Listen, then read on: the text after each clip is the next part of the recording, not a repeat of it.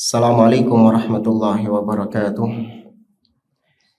Innal hamdalillah nahmaduhu wa nasta'inuhu wa nastaghfiruh wa na'udzu billahi min shururi anfusina wa min sayyiati a'malina. Man yahdihillahu fala mudilla lahu wa man yudlil fala hadiya lahu.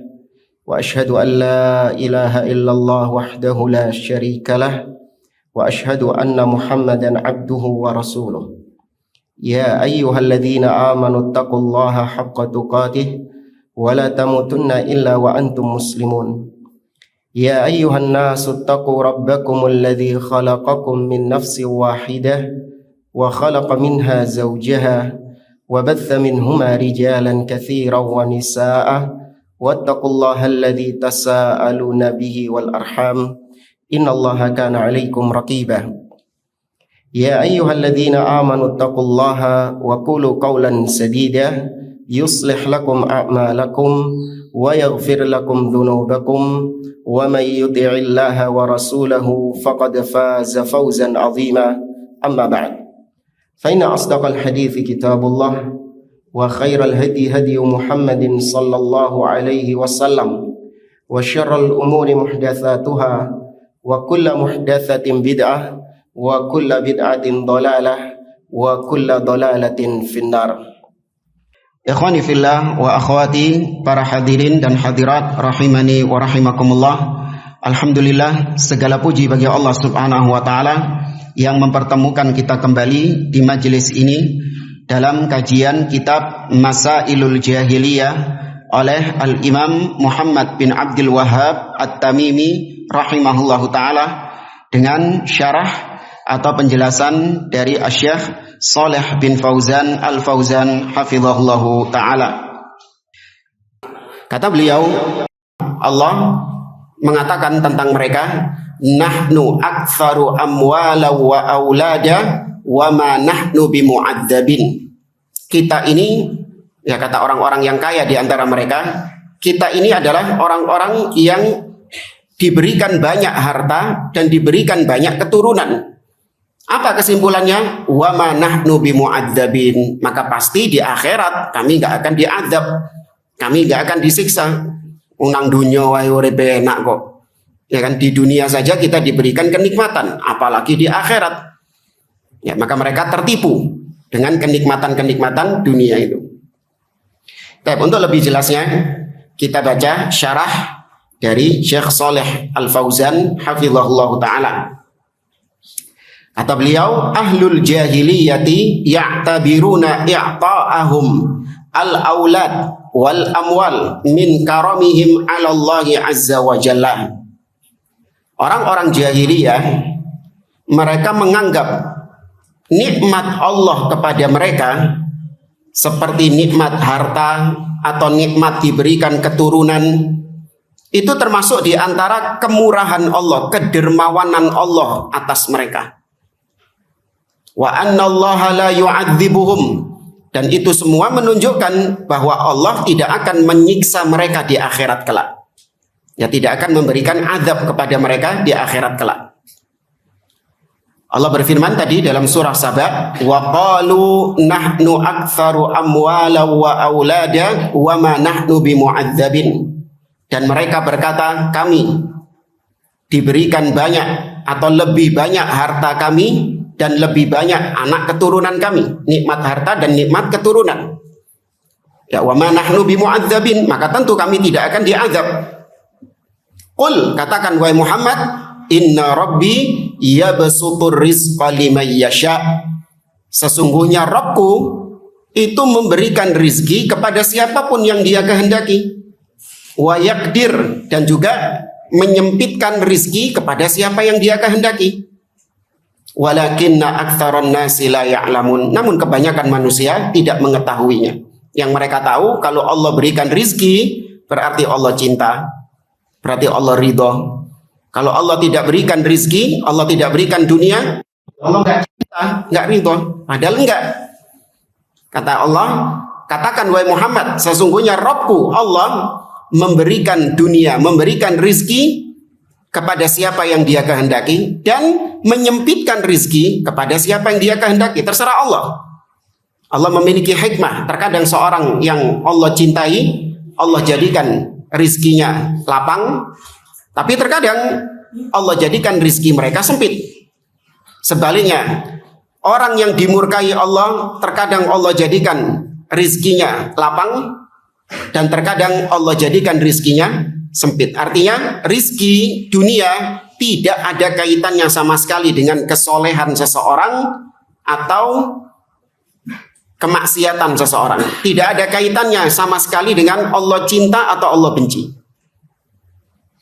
Namun kebanyakan orang tidak mengetahui ini. Wa ma amwalukum wala auladukum billati tuqarribukum indana zulfa. Tidaklah harta kalian atau anak kalian yang menunjukkan kalian itu lebih dekat kepada Allah. Ya, jadi kalau ingin tahu kita ini dekat atau tidak, ayo hitung-hitungan saldo. Iya, saldomu piro? Oh, saya saldonya sekian. Oh, berarti saya lebih dicintai Allah. Kamu berapa? Oh, saya saldo sekian. Oh, berarti kamu yang lebih dicintai Allah. Agak-agian saldo. Tapi kata Allah, bukanlah harta kalian, bukan pula anak keturunan kalian yang menjadi tanda dekatnya kalian kepada Allah. Ila qaulihi, sampai firman Allah ayat ke-39, Allah ulangi lagi, qul, katakan wahai Muhammad, inna rabbi yabsutur rizqa liman yasha min ibadihi wa yaqdirulah. Sesungguhnya Allah lah yang melapangkan rizki kepada siapa di antara hamba-hambanya yang Allah kehendaki, dan Allah juga yang menyempitkan rizki mereka. Wa ma anfaqtum min syai'in fahuwa yukhlifu. Dan apa yang kalian infakkan, kalian sedekahkan, maka Allah akan menggantinya. Wa huwa khairur raziqin. Dan Allah sebaik-baik pemberi rizki. Kemudian kata Syekh, falaisat kathratul amwali wal auladi wath tharawah dalilan ala mahabbatillahi lil 'abd. Maka bukanlah banyaknya harta, banyaknya anak keturunan, atau tingkat kemakmuran, kesuksesan, itu bukan menjadi dalil, bukan menjadi bukti atas kecintaan Allah terhadap si hamba itu. Bal innahu qad yu'til kafir min ajli an yastadrijahu. Bahkan Allah memberikan rizki kepada orang-orang kafir dalam rangka istidraj. Ya, dalam rangka istidraj. Artinya itu nikmat, tapi sebenarnya itu adalah azab, siksa. Itu bukan nikmat yang hakiki, karena di balik nikmat tersebut, ya di balik nikmat tersebut ada azab yang menanti mereka. Semakin diberi nikmat, semakin bertumpuk dosa mereka. Di sini beliau membawakan hadis dari Nabi SAW. Wa fil hadis, innallaha yu'tid dunya man yuhib wa man la yuhib. Sesungguhnya Allah memberikan dunia ini kepada yang Allah cintai dan juga kepada yang tidak Allah cintai. Wa ammad din fala yu'tihi illa man yuhib. Adapun agama, iman, itu tidak Allah berikan kecuali kepada yang Allah cintai. Ya, jadi tolak ukur seorang dicintai atau tidak bukan ngelihat saldo, ya, tapi ngelihat keimanan. Demikian juga para ulama membedakan, Ustadz, mana atau apa barometernya nikmat itu sebagai istidraj atau nikmat yang memang benar-benar itu adalah fadl, karunia dari Allah Subhanahu wa taala. Terkadang kita nggak bisa membedakan. Ya, mana nikmat yang itu merupakan istidraj dan mana nikmat yang memang merupakan itu anugerah, karunia dari Allah, nikmat dari Allah Subhanahu wa taala. Ya, apa membedakannya? Soalnya pada enak, nak ngono. Ya, sama-sama kita merasakannya sebagai nikmat.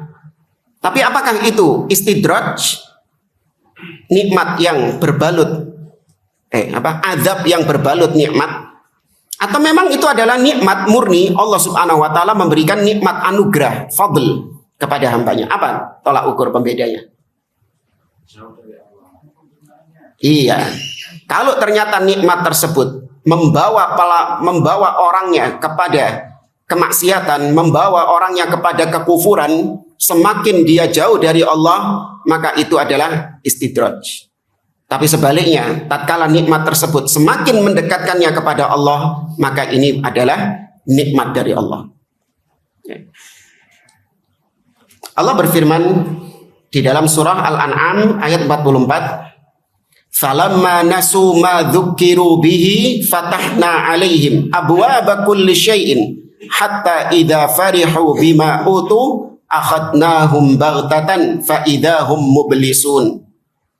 Tatkala mereka melupakan apa-apa yang telah diperingatkan kepada mereka, artinya mereka berpaling dari jalan Allah, apakah Allah langsung siksa mereka? Tidak.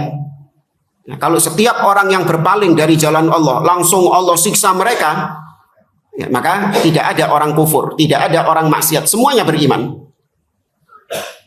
Tapi karena Allah subhanahu wa ta'ala menjadikan orang yang berpaling dari jalan Allah terkadang justru malah semakin diberi nikmat sama Allah. Ini ayatnya, surat Al-An'am ayat 44. Tatkala mereka melupakan apa-apa yang diperingatkan kepada mereka, fatahna 'alaihim abwaaba kulli syai'.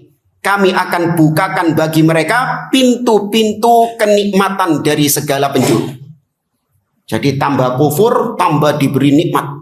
Tambah maksiat, tambah diberi nikmat. Dan itu yang banyak membuat orang-orang akhirnya terlena, tertipu.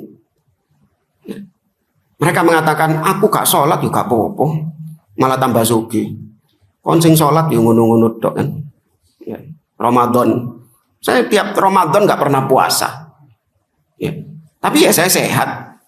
Ya, sedangkan kau yang puasa tiap Ramadan, terus Senin Kemis, terus puasa Daud, puasa Ayyamul Bid, ya, tambah loro-loroan. Ya. Nah, ini tertipu. Seakan-akan merasa bahwasanya dia ini jalannya diridhoi oleh Allah. Seandainya memang perbuatan saya ini salah, maka tentu Allah akan menyiksa saya. Allah pasti akan menurunkan azab kepada saya langsung sebagai teguran. Enggak. Model potongan kok ikon enggak bisa ditegur. Gitu. Terkadang malah diberi nikmat terus sama Allah Subhanahu wa taala. Ya, semakin dia diberi nikmat, semakin dia terlena, semakin jauh, kata Allah, hatta idza farihu bima utu, sampai dia berada di puncak kebahagiaan dia. Akhadnahum baghtatan, tiba-tiba kami ambil dia, artinya tiba-tiba kami wafatkan dia. Ya, dalam keadaan dia naudzubillah bertumpuk dosanya dan belum bertobat kepada Allah Azza wa Jalla. Fa idza hum mublisun, maka dia pun berputus asa. Dan kemudian kata Syekh, wa fil haditsil akhar, di dalam hadis yang lain Nabi SAW bersabda, "Lau kanatid dunya ta'dilu janaha ba'udah, ma saqa minha kafiran syarbata ma." Seandainya dunia itu nilainya, value-nya itu setara dengan satu helai sayap nyamuk, piro regane satu helai sayap nyamuk? Nggak ada harganya, saking murahnya. Seandainya dunia itu harganya setara dengan satu helai sayap nyamuk, maka Allah tidak akan memberikan orang kafir air satu teguk sama sekali, karena saking mahalnya. Mahalnya wae setara dengan apa? Sehelai sayap nyamuk. Berarti menunjukkan bahwasanya dunia nilainya lebih murah dari satu helai sayap nyamuk. Ya, dunia ini lebih murah dari satu helai sayap nyamuk. Karena saking murahnya, sampai orang kafir bukan hanya dapat seteguk air, justru mereka yang punya pabrik air minum. Kan gitu. Ya, karena saking murahnya dunia ini, namanya barang murah dimiliki oleh banyak orang, saking murahnya. Kayak dulu HP misalnya. HP mungkin tahun-tahun 90-an, yang punya cuman orang-orang apa? Orang-orang kaya. Ya, karena harganya mahal. Jadi nggak sembarang orang punya. Terus akhirnya dari tahun ke tahun HP harganya semakin murah, banyak yang memproduksi. Nah, ketika banyak atau semakin murah, maka apa akibatnya? Banyak yang punya. Ya, banyak yang punya. Maka demikian juga dunia, karena saking murahnya orang yang durhaka kepada Allah sekalipun bisa mendapatkan dunia. Maka itu menunjukkan bahwasanya dunia ini adalah sesuatu yang sangat murah. Ya, nanti akan kita sampaikan materi tambahan. Kalau dunia ini harganya sangat murah, ngapain kita mati-matian menukar apa yang berharga bagi kita, yang kita miliki, kita tukar dengan dunia yang murah, yaitu antaranya waktu. Waktu yang kita miliki ini mahal. Ngapain ditukar dengan dunia? Ya, waktu kita dalam 1 hari, 1 minggu, 1 bulan itu kita tukar untuk mendapatkan dunia ini. Padahal waktu ini mahal, kita tukar dengan barang murah.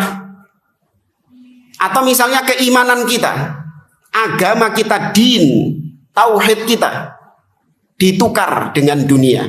Rela dia kufur demi untuk mendapatkan dunia. Kita selesaikan dulu, kata beliau, wa hadza Rasulullah sallallahu alaihi wasallam akramul khalqi 'ala Allah. Lihatlah Rasulullah sallallahu alaihi wasallam, beliau adalah makhluk yang paling mulia di sisi Allah Subhanahu wa taala. Tidak ada makhluk yang lebih mulia daripada beliau. Wa kadzalika sahabatuhu. Demikian juga para sahabat beliau radhiyallahu taala anhum. Mereka adalah generasi paling mulia di antara umat Islam ini. Tidak ada generasi yang lebih baik daripada generasi sahabat. Nabi mengatakan khairun nasi qarni, tsumma alladziina yalunahum, tsumma alladziina yalunahum. Sebaik-baik manusia adalah generasiku, yaitu para sahabat. Kemudian setelahnya dan setelahnya. Mereka saja, Nabi dan para sahabat, yusibuhumul ju'. Mereka juga tertimpa lapar. Nabi pernah nggak lapar? Pernah. Para sahabat, ya coba nanti baca kisah perang Khandaq. Ya bagaimana mereka menggali parit. Ya ketika perang Khandaq itu dalam kondisi mereka kelaparan. Ya, mereka menggali parit. Yusibuhumul faqru wal faqa. Mereka juga tertimpa kemiskinan. Ya mereka juga tertimpa kemelaratan, kesusahan. Wahum akramul khalqi 'ala Allah. Padahal mereka adalah manusia yang paling mulia di sisi Allah Subhanahu wa taala. Ba'dan nabiyyin, setelah para nabi dan rasul. Wal kuffar, sedangkan orang-orang kafir, yasrahuna wa yamrahuna fin ni'am min babil istidraji lahum. Kebalikannya, orang-orang kafir justru mereka gembira, bahagia, hidupnya mewah, hidupnya nikmat. Semua itu dalam rangka istidraj, di mana mereka tertipu dengan dunia sehingga mereka semakin kufur, semakin jauh dari Allah Subhanahu wa taala. Fala yustadallu bi zahratid dunya ala karamati ahliha indallahi Subhanahu wa taala. Maka jangan berdalil, ya jangan engkau berdalil dengan kenikmatan dunia untuk menunjukkan, membuktikan bahwa orang tersebut mulia di sisi Allah. Kenapa orang itu mulia? Karena sugih. Iya, karena kaya raya, karena hidupnya makmur, berarti dia mulia di sisi Allah. Enggak. Jangan berdalil dengan itu. Wa innama yustadallu bi karamatil abdi 'ala Allahi idza kana 'ala amalin soleh. Namun hendaklah engkau berdalil dengan amal soleh seseorang untuk menunjukkan orang itu mulia di sisi Allah. Lihat bagaimana ketakwaannya, keteguhannya di atas tauhid, keteguhannya di atas sunnah, bagaimana ketaatannya kepada Allah, menjalankan perintah Allah, dan dia menjauhkan diri dari segala macam kesyirikan, kebid'ahan, kemaksiatan. Nah itu jadikan dalil, oh berarti dia ini orang yang dicintai oleh Allah Subhanahu wa taala. Apa tanda cintanya? Allah jaga keimanannya. Allah berikan dia hidayah sehingga dia istiqomah di atas Islam ini, di atas tauhid ini, di atas sunnah. Itu. Bukan Allah jaga usahanya. Usahanya dari dulu sampai sekarang laris terus. Berarti dia ini dicintai oleh Allah. Kau nak hubungan nih? Sawa'un kana ghaniyan au faqiran. Lihat bagaimana ketaatan dia kepada Allah. Mau dia orang miskin atau dia orang kaya. Fahadha huwal karimu 'ala Allah Subhanahu wa taala. Kalau dia di atas ketaatan kepada Allah, mau miskin mau kaya, mau sukses mau melarat, Kalau dia di atas ketaatan kepada Allah, maka inilah orang yang mulia di sisi Allah. Allah berfirman, "Inna akramakum indallahi atqakum." Sesungguhnya yang paling mulia di sisi kalian bukan yang paling kaya, bukan yang paling sukses, bukan yang paling makmur, tapi yang paling bertakwa. Wa ma'ayirun nasi anna ahlad dunya wa ahlal ghina wa tharwa hum akramu indallahi azza wa jalla. Namun mizan, ya timbangan manusia untuk menentukan fulan ini mulia atau tidak, itu timbangannya pakai timbangan fulus. Bukan timbangan iman. Yang dijadikan timbangan itu adalah fulusnya tadi, untuk menentukan fulan ini mulia atau tidak di sisi Allah. Wa anna ahlal faqri wa ahlal faqati innama kanu kadzalik lihawanihim 'ala Allah ma'ayiru batilah. Dan mereka menganggap orang-orang miskin, ya orang-orang yang kesusahan, itu adalah orang-orang yang terhina, orang-orang yang dihinakan oleh Allah, orang-orang yang dibenci oleh Allah. Maka ini adalah timbangan yang rusak, timbangan yang keliru. Ya, maka penting bagi kita untuk punya timbangan yang benar. Ya, sebagaimana sering kita sampaikan, menimbang sebuah dakwah, gerakan dakwah, atau menimbang seseorang itu di atas sunnah, di atas hak, atau di atas batil, itu bukan dengan timbangan jumlah followersnya. Ini fulan, Ustadz fulan, ini followersnya banyak, berarti dia yang di atas kebenaran. Ustadz fulan ini followersnya sedikit, berarti dia ini nggak di atas kebenaran. Enggak. Bukan itu timbangan untuk menentukan seorang di atas kebenaran atau di atas kebatilan. Tapi dilihat bagaimana kesesuaiannya dengan kitabullah, dengan sunnah, dan dengan apa yang dipahami oleh para salaf. Meskipun followersnya sedikit. Meskipun bahkan gak punya followers, gak punya pengikut. Selama dia di atas hak, di atas kitabullah sunnah dengan pemahaman salaf, maka dialah yang di atas kebenaran. Abdullah bin Mas'ud mengatakan, antal jamaah wa in mawafaqal haqqa wa in kunta wahdak. Engkaulah yang disebut dengan jamaah sepanjang engkau mencocoki kebenaran, walau kunta wahdak, meskipun engkau seorang diri. Ya, maka gunakan timbangan yang benar. Baik, jamaah rahimani wa rahimakumullah. Sebelum kita lanjut ke masalah yang berikutnya, ini ingin kita sampaikan beberapa nasihat berkaitan dengan fitnah dunia. Ini perlu bagi kita karena banyak di antara kita yang kadang tertipu, terlena dengan fitnah-fitnah duniawi. Para ulama menyebutkan tentang bagaimana hakikat sebenarnya dari kehidupan dunia ini. Tentunya dari ayat-ayat Al-Quran dan hadis-hadis Nabi SAW. Yang pertama, hakikat dari dunia ini adalah permainan. Ya, dunia ini hanya sebatas disifati oleh Allah sebagai permainan. Allah berfirman dalam surah Al-Hadid ayat yang ke-20, kata Allah Subhanahu wa taala, "I'lamu annamal hayatud dunya la'ibun wa lahwun wa zinatun wa tafakhurun bainakum wa takathurun fil amwali wal aulad. Kamathali ghaithin a'jabal kuffara nabatuhu thumma yahiju fatarahu musfarra thumma yakunu hutama wa fil akhirati adzabun syadidun wa maghfiratun minallahi wa ridwan wa mal hayatud dunya illa al-mata'ul ghurur." Kata Allah, ketahuilah sesungguhnya kehidupan dunia ini adalah laibun, permainan, ya, diisi dengan lahwun, perkara-perkara yang sia-sia. Wazinatun, dunia ini isinya adalah perhiasan-perhiasan yang menipu. Watafakhurun bainakum fil amwali wal aulad, dunia ini isinya adalah saling berbangga-bangga di antara kalian, membanggakan hartanya, membanggakan anak keturunannya. Itu dunia isinya. Wa fil akhirati, kata Allah, kamathali ghaithin a'jabal kuffar. Ya, kata Allah Subhanahu wa taala, seperti ya tumbuhan padi, ya tanaman yang menyenangkan orang yang menanamnya.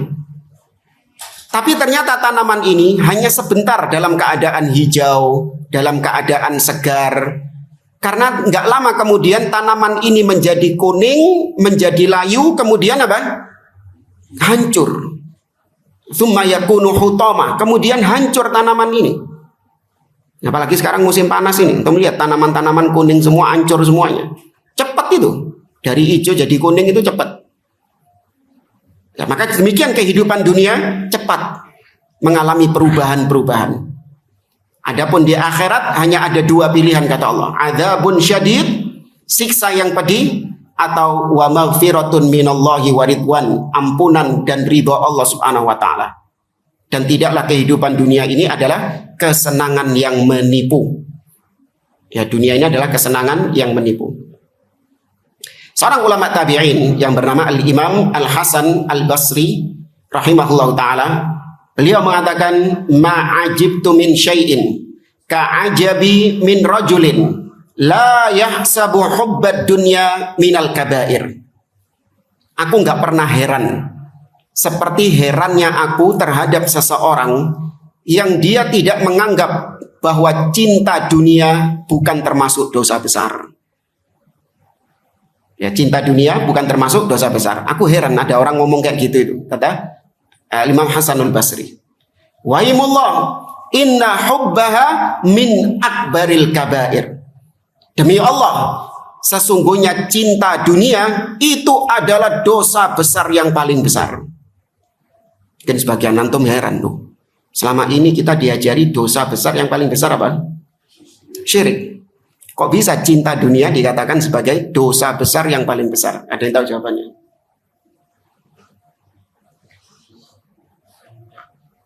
Hah? Apa? Lo minum dulu.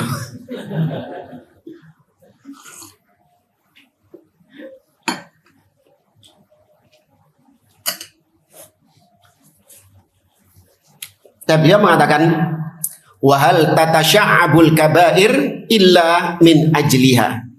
Tidaklah terjadi dosa-dosa besar kecuali motivasinya, sumbernya karena cinta dunia. Antum sebutkan, mau itu syirik, mau itu dosa besar seperti perzinahan, pembunuhan, ya pencurian dan yang lainnya. Semua itu munculnya karena apa? Hubbud dunia, cinta dunia. Lihat orang-orang yang pesugihan. Ya, pesugihan. Perbuatan apa itu? Syirik. Apa motivasinya dia melakukan itu? Cinta dunia. Ya, pembunuhan, ya perzinahan, semua itu sumbernya adalah hubbud dunia. Maka gak heran kalau Imam Hasan Al-Basri mengatakan bahwa hubbud dunia itu adalah dosa besar yang paling besar. Kemudian di antara hakikat dunia adalah Allah berfirman di dalam akhir surat An-Nazi'at bahwasanya dunia ini sebentar. Ya, dunia ini permainan dan permainannya itu sebentar. Ini namanya permainan, bal-balannya biro 45 menit kali 2. Kau nak uang bal-balan terus itu. Sedino rong dino non stop bal-balan terus gak ada. Namanya permainan pasti sebentar. Allah berfirman di akhir surat An-Nazi'at, ka'annahum yauma yarawnaha lam yalbathu illa 'ashiyatan aw duhaha. Seakan-akan ini ketika hari kiamat, ketika mereka dibangkitkan, maka mereka merasa, manusia akan merasa seakan-akan kehidupan dunia mereka kemarin itu cuman antara waktu pagi atau waktu sore. Meskipun orangnya ini hidup puluhan tahun, ratusan tahun, tapi engkau nanti pada hari kiamat dia ngerasa saya hidup di dunia itu paling cuman isu. Ya, isu yang meneki lahir, engkau duhur mati. Ya. Atau sore, mari asar lahir, maghrib mati. Mereka akan merasa demikian. Kehidupan dunia itu apa? Sangat singkat sekali. Jangankan di akhirat, kita di dunia saja sudah merasakan betapa singkatnya kehidupan dunia ini. Apalagi menjelang hari akhir, Allah Subhanahu wa taala jadikan waktu ini semakin cepat. Kata Nabi SAW, la taqumus sa'ah hatta yataqarabaz zaman. Tidak akan tegak hari kiamat sampai waktu saling berdekatan. Fatakunus sanatu kasyahr. jadilah 1 tahun itu kita rasakan seperti 1 bulan. Wa yakunu syahru kal jum'ah. 1 bulan itu kita rasakan seperti 1 pekan cepatnya. Wa takunul jum'atu kal yaum. 1 Jumat, 1 pekan itu seperti 1 hari saja. Wa yakunul yaumu kasa'ah. 1 hari itu seperti sesaat. Wa takunu sa'ah kahtirakis saf'ah. Sedangkan sesaat itu sangat singkat seperti terbakarnya daun yang kering. Daun yang kering kalau dibakar butuh waktu berapa? Cepat langsung. Ya, maka kehidupan dunia ini sangat singkat sekali.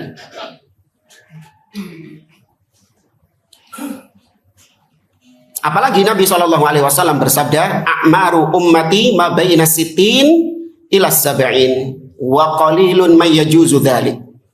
Usia umatku ini, yakni usia umatku maksudnya manusia yang diutus, manusia yang hidup setelah diutusnya aku. Itu semua disebut umat Nabi Muhammad, mau mukmin mau kafir. Artinya ummatud dakwah. Umatku usianya antara 60 sampai 70 tahun dan sangat sedikit yang lewat dari itu. Kita tes.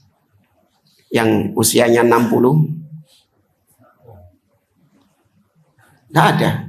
1, 2, 3, 4. Yang 70 1. Yang lebih 70 1 tok. Sedikit dibandingkan yang lain. Ya. Namun yang paling beruntung bukan yang panjang usianya, enggak. Nabi SAW mengatakan tuba liman tola umruhu wa hasuna amaluhu. Jadi jangan hanya berangan-angan usia panjang, namun apa manfaatnya usia yang panjang namun diisi dengan kemaksiatan kepada Allah. Maka Nabi mengatakan beruntunglah orang-orang yang dipanjangkan usianya namun hasuna amaluhu, amalannya itu semakin baik. Bagaimana orang di usia panjang, usia tua tapi amalannya semakin baik? Ya sejak muda dia memang sudah membiasakan beramal soleh.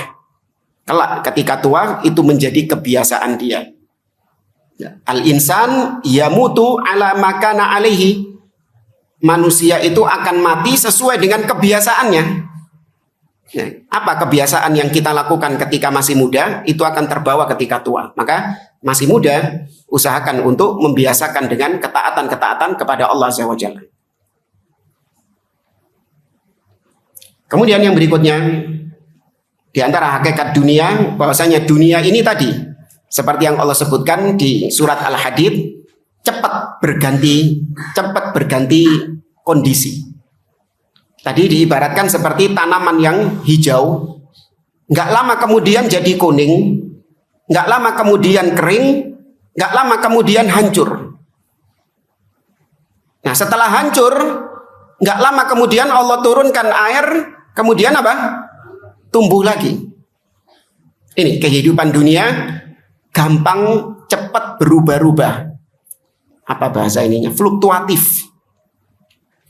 Ya, suka berubah-ubah. Dan itu kita rasakan. Betapa sekarang ini kita senang, bahagia. Ya, baru senang bahagia. Berapa menit setelah itu langsung sedih, murung, stres, galau. Sekarang kita dalam keadaan sehat, nggak lama kemudian sakit. Ya, sekarang dalam keadaan hidup, nggak lama kemudian mati, dan seterusnya. Ini kehidupan dunia gampang berganti layar.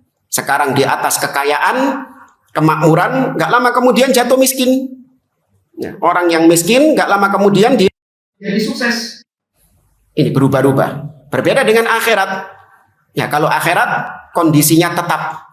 Penghuni surga terus mendapatkan kenikmatan, sedangkan penghuni neraka terus mendapatkan azab. Ya, tidak pernah berhenti, tidak pernah berubah-ubah kondisinya. Dan kemudian tadi yang berikutnya seperti yang disinggung oleh Syekh Shalih Fauzan tadi, sayap nyamuk tadi. Dunia ini apa? Tadi loh, sayap nyamuk itu berarti menunjukkan dunia ini apa? Murah. Nah, ada hadis yang lebih menunjukkan murahnya dunia. diriwayatkan bahwa anna Rasulullah sallallahu alaihi wasallam marra bisuq dakhilan min ba'dil aliyah. Pernah suatu ketika Nabi sallallahu alaihi wasallam masuk ke sebuah pasar di kota Madinah, dan ketika itu para sahabat atau manusia di pasar itu sedang melakukan jual beli, namanya pasar. Famarra bijadyin asak kemayyit. Maka kemudian Nabi sallallahu alaihi wasallam melewati seekor kambing yang sudah menjadi bangkai. Ya, bangkai kambing yang sudah mengering. Karena kalau di tempat yang kering, batang, bangkai. Ya, bangkai itu tidak seperti di tempat yang lembab seperti kita, membusuk. Ini tapi kering. Ya. Maka ada seekor kambing yang sudah mati, bangkai. Fatana walahu fa'akhadha biudhunihi. Maka Nabi pun mengambil telinganya. Kebetulan telinganya ini cacat, terbelah bangkainya ini. Kemudian Nabi berkata kepada para sahabat yang sedang berada di pasar itu, Nabi mengatakan, ayyukum yuhibbu anna hadalahu bidirham. Siapa di antara kalian yang mau beli kambing ini harganya 1 dirham? Didol Nabi. Tahu-tahu dijual sama ditawakno. Faqalu, para sahabat mengatakan, ma nuhibbu annahu lana bisyai'in. Wahai Rasulullah, kami enggak mau beli bangkai kambing itu. Walau bisyai', meskipun tidak dengan 1 dirham, dikasih gratis kami enggak mau. Mungkin mau geletak kok, memang enggak ono sing jupuk. Dikasih gratis kita enggak mau. Wa manasna'u bi, buat apa kita bangkai kambing? Qal, Nabi mengatakan, atuhibbuna annahu lakum. Ya wis, mau enggak bangkai kambing ini untuk kalian? Kalian ambil ini bangkai kambing ini. Sudah, enggak perlu 1 dirham, gowon wis. Siapa yang mau? Qalu, para sahabat mengatakan lagi, wallahi law kana hayyan kana aiban fihi li annahu asak fa kaifa wa huwa mayyit. Wahai Rasulullah, seandainya kambing itu masih hidup, kami tetap enggak mau beli. Soalnya apa tadi telinganya? Cacat. Apalagi wis cacat, mati pisan. Lebih-lebih kami enggak mau beli. Tuh, itu menunjukkan betapa para sahabat merasa iki gak ono regane iki. Tidak ada harganya. Antum bahkan ini kalau antum ditawari ya, kalau di sini kan bangkai kambing jarang ya. Yang sering apa? Tikus. Iya, bangkai tikus. Antum tak kasih bangkai tikus, terus tak kasih uang 5.000. Wis dikai bangkai tikus, kayak 5.000 mana? 10.000 wis. Mau antum? Gak mau. Tuh. Kenapa? Antum merasa ini harganya sangat murah, saking murahnya sampai antum dikasih uang pun gak mau menerimanya, karena saking murahnya. Maka ini Nabi SAW sebelum mengungkap hakikat dunia yang kepada para sahabat, Nabi memberikan gambaran dulu kepada para sahabat betapa dunia ini lebih murah daripada bangkai kambing tadi. Maka Nabi kemudian mengatakan, fawallahi la dunya ahwanu 'ala Allah min hadza 'alaikum. Maka demi Allah, dunia ini lebih murah di sisi Allah daripada bangkai ini di mata kalian. Ya, maka dunia ini murah di sisi Allah Subhanahu wa taala. Makanya Allah bagi dunia ini kepada siapapun. Fir'aun saja yang ngaku Tuhan dikasih dunia apa enggak sama Allah? Dikasih dunia. Apakah itu menunjukkan berarti Fir'aun ini diridhoi sama Allah, dicintai sama Allah? Tidak ada kaitannya.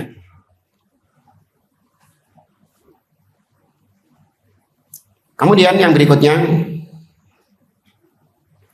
di antara hakikat dunia adalah ad-dunya sijnul mu'min wa jannatul kafir. Ini diambil dari hadis Nabi.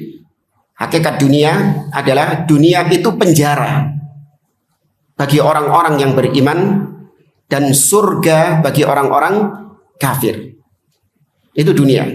Jadi nggak usah heran kalau kita hidup di dunia ini kok berasa seperti di penjara. Penuh dengan aturan-aturan. Bagi orang beriman ya, penuh dengan aturan-aturan. Punya uang banyak, apa boleh antum gunakan uang ini semau antum? Gak boleh, ada aturannya. Ya, dikeluarkan, dipakai untuk apa? Kemudian dikeluarkan untuk zakat. Ada aturannya. Demikian juga antum tidak bisa seenaknya sendiri melakukan perbuatan ini. Antum tadi enak-enak tidur, kemudian antum harus bangun untuk mengerjakan sholat, seperti seakan-akan di penjara, penuh dengan aturan. Sedangkan orang-orang kafir seperti di surga, mereka makan dan minum, mereka berbuat apapun yang mereka inginkan sebagaimana di surga. Orang-orang beriman ketika di surga ada limit nggak? Nggak ada limit. Kulu washrobu hanian, mangan dan minumlah kalian seenak kalian. Wis. Ada halal haram nggak di surga? Ada yang haram nggak di surga? Nggak ada. Tidak ada perbuatan yang dilarang, tidak ada makanan dan minuman yang dilarang. Nah, mirip seperti kehidupan orang kafir sekarang. Mereka makan dan minum. Innalladzina kafaru ya'kuluna wa yatamatta'una kama ta'kulul an'am. Sesungguhnya orang-orang kafir, mereka bersenang-senang, mereka makan minum seperti binatang-binatang itu makan dan minum. Binatang ono halal haram jamaah. Nah, kucing misalnya, oke, haram ini. Itu tuh bojoku ini misalnya. Nggak ada ketemu cewek betina langsung disikat sama dia. Orang-orang kafir demikian, tidak ada batasan-batasan buat mereka. Maka seperti berada di mana? Di surga. Tapi itu diambil dari hadis Nabi SAW, ad-dunya sijinul mu'min wa jannatul kafir. Ada sebuah kisah yang menarik oleh Al-Imam Ibnu Hajar. Ana lupa ini Ibnu Hajar atau Ibnu Rajab. Jadi beliau bertemu dengan seorang Yahudi yang miskin. Ada orang Yahudi yang miskin ketemu sama Imam Ibnu Hajar ini. Dan dia adalah sosok yang kaya raya. Ulama yang kaya raya dengan pakaiannya, dengan kendaraannya. Maka kemudian Yahudi ini mengatakan kepada Imam Ibnu Hajar, dia mengatakan, inna nabiyakum yaqul, wahai Imam Ibnu Hajar, sesungguhnya nabimu itu pernah ngomong, ad-dunya sijnul mu'min wa jannatul kafir. Dunia itu adalah penjara buat orang beriman, surga buat orang kafir. Wa kaifa ana bihadhil hal wa anta bihadhil hal. Terus gimana ini? Saya kondisinya miskin kayak gini, cari ini surga. Kok kere aku? Sedangkan engkau yang katanya di penjara, tapi kok uripmu enak. Seakan-akan Yahudi ini mengatakan gak kualik tahu. Maka kata Imam Ibnu Rajab Ibnu Hajar, beliau mengatakan ana fis sijni bin nisbati lima a'addallahu lil mu'minina fil jannati minan na'im wath thawab. Aku ini meskipun kaya raya demikian, hidupku enak seperti ini, aku tetap di penjara. Kalau dibandingkan dengan apa yang kelak didapatkan oleh orang-orang beriman di surga. Dari kenikmatan-kenikmatan yang tiada tara. Li'anna dunya bin nisbati lil akhirah laisat bisyai. Karena kenikmatan dunia, betapapun dia nikmatnya, jika dibandingkan kenikmatan surga, ada perbandingannya? Tidak ada perbandingannya sama sekali. Jadi orang yang paling nikmat saja, tetap itu seperti berada di penjara. Karena kenikmatan dunia nggak ada apa-apanya jika dibandingkan kenikmatan di surga. Antum coba kenikmatan dunia ini sama, pasti ada nggak enaknya. Bukan kenikmatan yang murni. Coba antum sebutkan apa yang nikmat di dunia ini? Pasti ono gak enake. Makanan. Enak makanan ini. Ono gak enake. Apa? Kolesterol, asam urat, gula, ya kan? Ada nggak enak Apalagi rumah yang mewah, ada nggak enak Apa? Angel anune perawatane, pajak mobil juga gitu, spare part larang. Ya. Semua kenikmatan-kenikmatan dunia selalu ada hal-hal yang tidak enak menyertainya, bukan kenikmatan yang murni. Beda dengan kenikmatan akhirat. Nggak ada di akhirat orang makan kena diabetes di surga, ya kan? Ya orang makan kena kolesterol ada. Ya semuanya nikmat yang murni. Wa amma anta ayyuhal yahudi, Kata Imam Ibnu Hajar, adapun engkau wahai Yahudi, fa innakal an fil jannah. Kau niki saiki wis nang surga. Kamu sekarang ini meskipun miskin kayak gini, kau ini sudah di surga. Bin nisbati lima a'addallahu lil kafirina fil jahim. Jika dibandingkan dengan apa yang Allah persiapkan kelak bagi orang-orang kafir di neraka. Minal azab, dari siksa-siksa yang pedih. In mutta ala dzalik, kalau kau mati di atas kekafiran. Artinya jemaah, orang semiskin-miskinnya, orang kafir yang paling miskin sekalipun, seisok minum enggak? Masih bisa makan enggak? Masih bisa. Di akhirat jangankan minum seperti di dunia ini, dikasih satu tetes air saja enggak? Ya dikasih satu tetes air saja enggak. Allah berfirman dalam surat Al-A'raf, bagaimana para penghuni neraka minta air kepada penghuni surga. Wa nada ashabun nari ashabal jannah an afidu alaina minal ma' au mimma razaqakumullah. Penghuni neraka memanggil penghuni surga, wahai penghuni surga, berilah kami air atau apalah yang kalian dapatkan di surga, jaluk kayak ono. Qalu innallaha harramahuma 'alal kafirin. Jadi ini penghuni surga, Allah mengharamkan itu semua atas orang-orang kafir.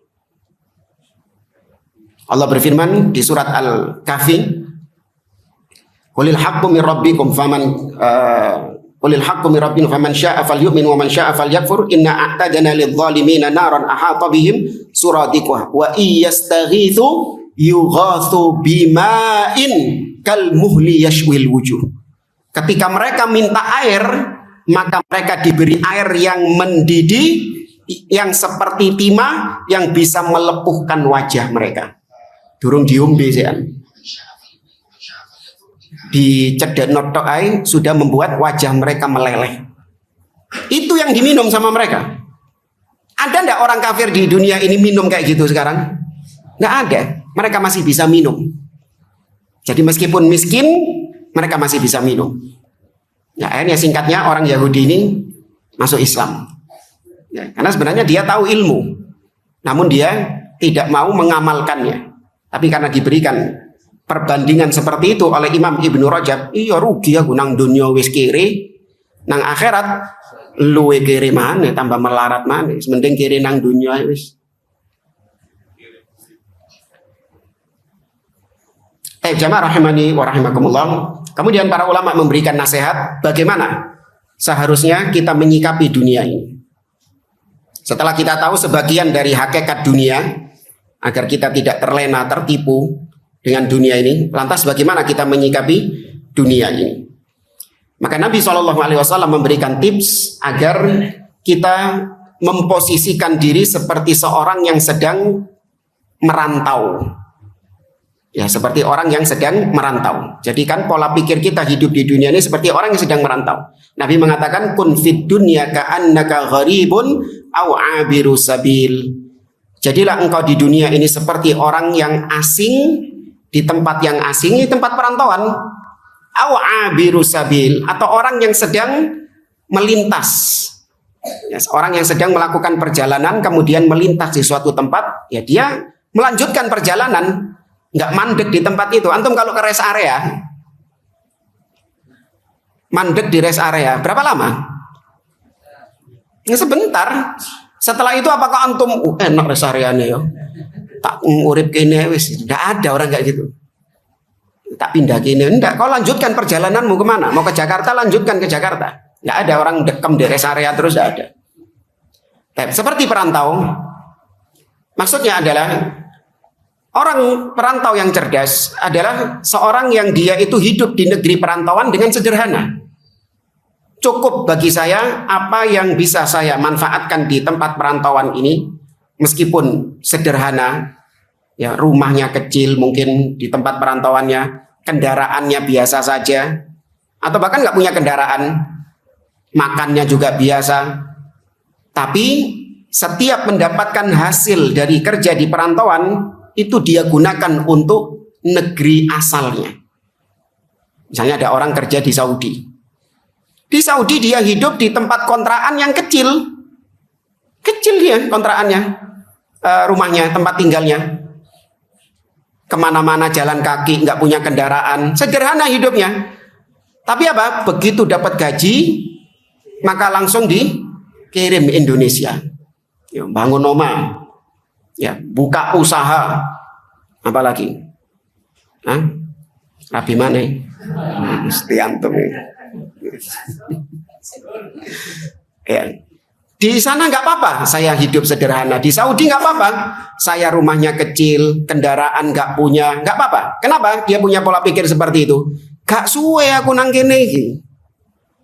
Saya di Saudi ini cuma kerja di kontrak 2 tahun, 3 tahun tok.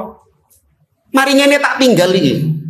Jadi buat apa saya curahkan semua gaji saya untuk di negeri perantauan? Buat apa saya curahkan? Karena ini akan saya tinggalkan. Tempat tinggal sebenarnya saya di mana? Di Indonesia. Maka nanti ketika pulang di Indonesia, enak punya rumah, sudah punya kendaraan, mungkin punya usaha sendiri dan yang lainnya dari hasil merantaunya tadi. Adapun perantau yang bodoh adalah begitu dia dapat hasil, dia habiskan di tempat perantauan. Sehingga pulang dari tempat perantauan balik ke Indonesia, ya bodoh ae. Iya. Kau nak hasilnya. Ini perantau yang bodoh. Ya. Ini sama ya, bukan cuma luar negeri juga, dalam negeri juga. Orang merantau ke Surabaya gitu. Mana di Surabaya cuma berapa tahun toh? Nah, maka jangan dihabiskan di tempat perantauan. Di tempat perantauan sudah gunakan apa yang memang kau butuhkan. Butuh makan tempat perantauan, ya iya makan. Ya, pokoknya seadanya. Tapi di negeri atau di tempat asal antum, nah, disitulah antum akan tinggal kelak. Kemudian yang berikutnya, hendaklah seseorang tidak tamak terhadap dunia. Sikap terhadap dunia yang berikutnya, seorang tidak boleh tamak terhadap dunianya. Artinya sikut-sikutan, rebutan. Ya, kayak orang rebutan bangkai itu loh. Antum bayangkan ada orang rebutan dunia, bahkan sampai apa misalnya warisan diperebutkan sampai sedemikian, bahkan sampai saling membunuh satu dengan yang lain hanya untuk memperebutkan dunia. Ibarat seperti orang tari-tarian batang tikus. Anu lihat orang tari-tarian bangkai, tak longor. Ya kan, ada orang rebutan bangkai. Nah itu ibarat seperti itu. Nabi SAW mengatakan mal faqra akhsha alaikum. Bukanlah kemiskinan yang aku khawatirkan atas kalian. Jadi Nabi nggak khawatir kalau umatnya itu miskin. Berarti kita disuruh miskin enggak? Artinya kalaupun ditimpa kemiskinan, Nabi tidak khawatir. Walakin akhsha alaikum antub sata alikumud dunya fatanafasuha kama busitat ala man kana qablakum fatanafasuha kama tanafasuha fa ahlakatkum kama ahlakathum. Justru yang aku khawatirkan bagi kalian bukan kemiskinan, justru yang aku khawatirkan adalah ketika kalian dibukakan dunia sama Allah, dibentangkan dunia ini kepada kalian, sebagaimana Allah membentangkan dunia kepada umat-umat sebelum kalian. Maka kalian akan berlomba-lomba, sikut-sikutan, rebutan, paten-patenan masalah dunia itu. Sebagaimana orang-orang sebelum kalian juga seperti itu. Berlomba-lomba terhadap dunia. Maka kalian akan binasa sebagaimana orang-orang sebelum kalian binasa gara-gara dunia itu. Kemudian yang berikutnya, jangan menjadikan dunia ini sebagai ambisi yang paling besar dalam kehidupan kita ini. Ya, ambisinya itu dunia. Nabi mengajarkan sebuah doa. Kata Nabi SAW dalam doanya, wala taj'alid dunya akbara hammi. Dan jangan kau jadikan dunia ini ya Allah sebagai ambisi terbesarku. Nabi mengatakan man kanatil akhirat hammahu ja'alallahu hinahu fi qalbihi wa jama'alahu syamlahu wa ya'tihi dunya wa hiya raghimah wa atathu dunya wa hiya raghimah. Barang siapa yang menjadikan dunia akhirat sebagai ambisi terbesarnya, maka Allah Subhanahu wa taala akan meletakkan kekayaan di dalam hatinya. Dan Allah akan mudahkan urusan-urusannya. Dan dunia akan datang kepadanya dengan sendirinya tanpa perlu dia banting tulang peras keringat. Sedangkan sebaliknya kata Nabi, "Wa man kanatid dunya hammahu ja'alallahu faqrahu baina 'ainaihi wa farraqa syamlahu wa farraqa 'alaihi syamlahu wa lam ya'tihi minad dunya illa ma qaddara lahu." Barang siapa yang menjadikan dunia sebagai ambisi terbesarnya, maka Allah akan menjadikan kemiskinan selalu ada di matanya. Jadi matanya itu selalu memandang apa-apa dengan kemiskinan. Omaku ini elek ya. Padahal omahnya paling gede. Ya. Lihat mobilnya, elek mobilku ini. Padahal mobil mewah. Ya. Lihat istrinya, beda. Ya. Dan maka dia memandang segala sesuatu dengan pandangan yang miskin. Karena tadi ambisinya itu adalah ambisi dunia. Dan Allah akan cerai-beraikan urusannya. Dan dunia tidak akan datang kepadanya kecuali yang memang sudah ditakdirkan kepadanya. Jadi sudah banting tulang peras keringat, dunia datang hanya sebatas apa yang Allah takdirkan, tidak kurang tidak lebih. Dan yang terakhir yaitu manfaatkan dunia ini, waktu-waktu di dunia ini untuk bekal di akhirat. Artinya jangan kita membuang-buang waktu di dunia. Ya, segala perbuatan yang tidak mendatangkan manfaat, tidak dunia walaupun akhirat, maka seorang muslim wajib untuk meninggalkannya. Ya, seperti diantara sebagian anak-anak muda kaum muslimin menyibukkan diri dengan game, permainan-permainan. Tidak mendapatkan dunia, apalagi akhirat. Ini bentuk membuang-buang waktu. Padahal waktu ini sesuatu yang sangat berharga. Nikmat yang paling berharga, paling mahal adalah waktu. Karena Allah sebutkan dalam akhir surat Al-Munafiqun, orang-orang yang dimatikan oleh Allah, yang mereka minta adalah waktu. Allah mengatakan, "Fayaqula rabbi laula akhartani ila ajalin qarib." Ya Allah, seandainya kau tunda kematianku sedikit sebentar saja. Jaluk extra time. Iya, minta extra time. Jadi sebelum dicabut nyawanya minta extra time. Buat apa? Fa'as-sodako. Tak sodako no kabe. Karena dia sadar dia nggak punya amalan, dia nggak punya bekal. Maka seandainya kematianku ditunda sedikit, langsung tak sodako na semua. Namun kata Allah, wala yu'akhirallahu nafsan idza jaa ajaluha. Allah tidak akan menunda kematian seseorang kalau memang datang kematian itu. Dalam surat Al-Mu'minun Allah mengatakan, qala rabbirji'un la'alli a'malu shalihan fima tarak. Orang yang mati dia akan mengatakan, ya Allah, wahai Rabbku, kembalikan aku ke dunia lagi. Minta waktu untuk hidup di dunia ini. Apa tujuannya? La'alli a'malu shalihan, agar aku bisa mengerjakan amal-amal soleh fima tarak, yang dulu aku tinggalkan. Nyesel dia, minta tambahan waktu. Maka waktu ini nikmat Allah yang sangat berharga, manfaatkan. Ya, jangan sampai kita tidak produktif di dunia ini dengan membuang-buang waktu tersebut. Tidak ada orang bisa membeli waktu. Nggak ada orang yang bisa membeli waktu. Mau kaya seperti apapun nggak bisa dia beli waktu. Nggak usah percaya dengan teori-teori konspirasi yang mengatakan ada mesin waktu. Ayo, wong sing percaya bahlul longor. Percaya lihat, iya ada time traveler. Ini penjelajah waktu. Dipuju-pujui. Iya Ustadz, bisa jadi ada loh, bisa jadi ada itu loh. Nggak ada percaya kayak gitu. Cuma gitu-gitu lihat video-video gitu langsung percaya. Nggak ada. Waktu itu sangat berharga. Nggak ada orang itu bisa membeli waktu. Berapa banyak orang-orang yang tua itu menginginkan dikembalikan ke usia muda, belum mati. Ya, mereka ingin untuk dikembalikan ke usia muda. Punya fulus, punya harta. Namun nggak bisa kembali ke usia muda dia. Wallahu a'lam, anak kira ini bisa kita sampaikan, kurang lebihnya mohon maaf. Ya, karena ini cuman Nasihat kan, masa pakai tanya jawab? Hah? Ya kan? Cukup ya? Iya. Kita akhiri. Subhanakallahumma bihamdik, asyhadu an la ilaha illa anta astaghfiruka wa atubu ilaik. Assalamualaikum warahmatullahi wabarakatuh.